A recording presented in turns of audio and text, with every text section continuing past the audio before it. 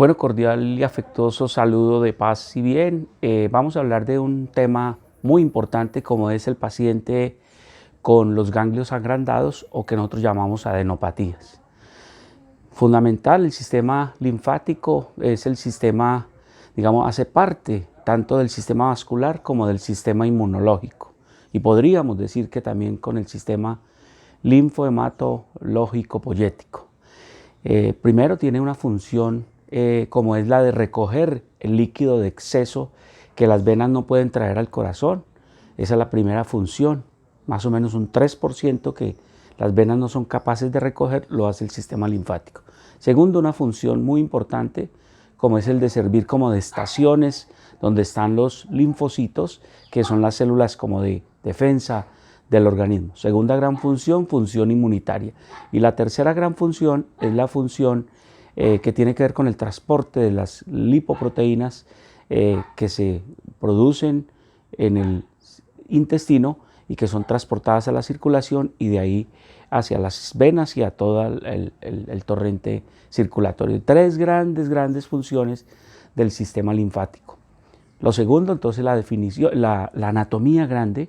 Tenemos que linfáticos hay en todas partes. Donde hay venas, en cualquier territorio hay linfáticos. O sea, en cualquier parte de la economía hay unos ganglios que se comunican con unas estructuras tubulares, pero esos ganglios son como las estaciones, son como si fueran los CAI que hay en los diferentes sitios de la ciudad. Entonces, importante eso. Tenemos el conducto torácico, ¿sí?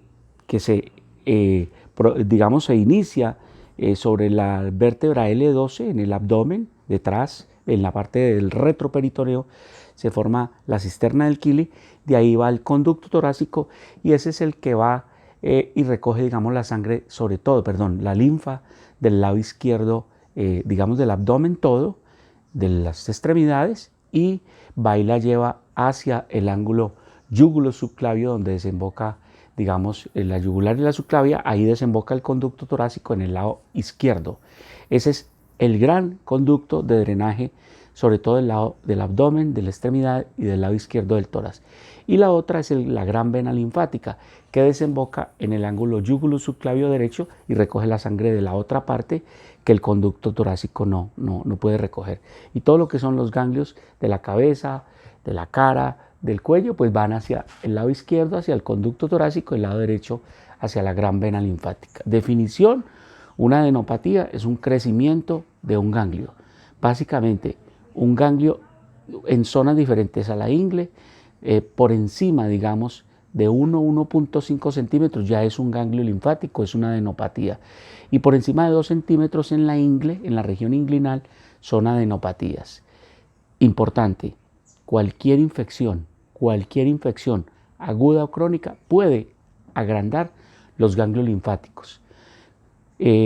Obviamente, muy frecuente las infecciones agudas, por ejemplo, la amigdalitis agranda los ganglios linfáticos del cuello, la otitis agranda los ganglios linfáticos de la región retroauricular y preauricular y retroauricular.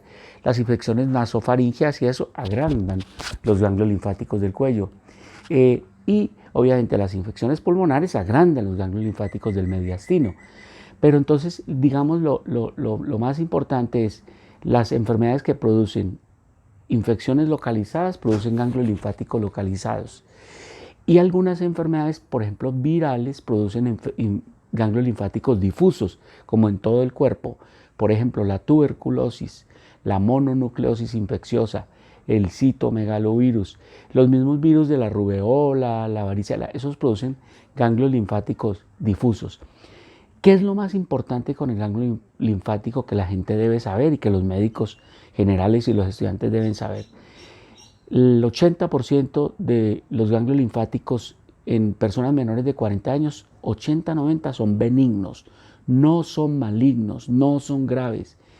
Y alrededor de un 30 en personas mayores de 50 años podría ser maligno. Es decir, los ganglios linfáticos no solo crecen en infecciones agudas, infecciones crónicas, sino por ejemplo en neoplasias, en tumores, en infecciones malignas. Entonces Ahí hay que considerar esas posibilidades. También importante que en los niños muy frecuentemente tiene ganglios crecidos, pero son ganglios benignos. Ya vamos a decir qué es un ganglio benigno, qué es un ganglio maligno. En los pacienticos, entonces, en los niños, cualquier infección produce ganglio linfático en cualquier parte. O sea, un niño con una amigdalitis se puede inflamar los ganglios linfáticos del mesenterio, de los intestinos y producir incluso un dolor abdominal que parece una apendicitis. Eso es importante también. En cambio, en los adultos las infecciones son más localizadas. Una infección genital, por ejemplo, en el hombre, produce ganglios linfáticos en la ingle. Importantísimo, importantísimo. Ganglio linfático benigno, inflamatorio, infeccioso son aquellos que crecen, duelen, son duros y no son adheridos a planos profundos. Son móviles, son muy duros, como los ganglios de la amigdalitis. Esos son benignos, no son cáncer, no son importantes, digámoslo así. Y el ganglio linfático maligno de metástasis, por ejemplo, es un ganglio duro, pétreo, muy adherido a plano profundo, casi no se mueve. El ganglio linfático, por ejemplo, de la metástasis de un cáncer de estómago, que produce un ganglio de Virchow, ese es duro, pétreo, que no se mueve. ¿Cómo son los ganglios linfáticos de los linfomas? Esos son grandes, de consistencia elástica, cauchosa, no duelen y confluyen y pueden estar adheridos a planos profundos. Parémosle bolas a un ganglio linfático que no baja de tamaño, que sigue aumentando, que aparecen más, que aparecen múltiples, porque puede ser un linfoma, y que de pronto se crece el hígado y el vaso, que la persona se pone amarilla, que se acompañan de pérdida de peso, de pérdida del apetito o que se acompañan de fiebre crónica. Esos son los ganglios linfáticos que más hay que pararle bolas. Entonces, ganglio linfático benigno, infeccioso, agudo, es doloroso, duro, puede crecer, pero no está adherido a plano profundo y no son muchos y desaparecen en términos de semanas. Ganglio linfático maligno por cáncer de metástasis es duro, pétreo, muy duro, adherido a plano profundo.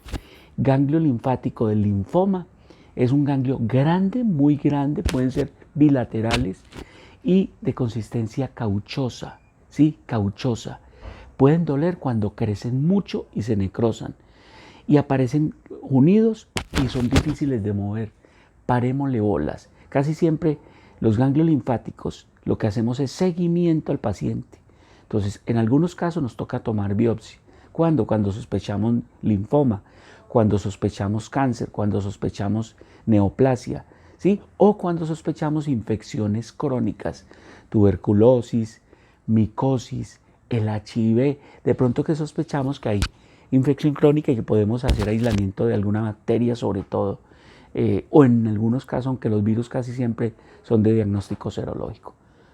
Yo creo que podemos parar acá, de pronto hacemos otra entrega de adenopatías y para terminar, un mensaje de fin de semana, un mensaje de amor, un mensaje de pandemia, es aprovechemos la pandemia para regresar a la familia, para estar en la familia, para fortalecer a la familia, para hacer que la familia siga siendo esa célula o ese factor nuclear fundamental en una sociedad que vaya hacia la reinvención. Muchas gracias.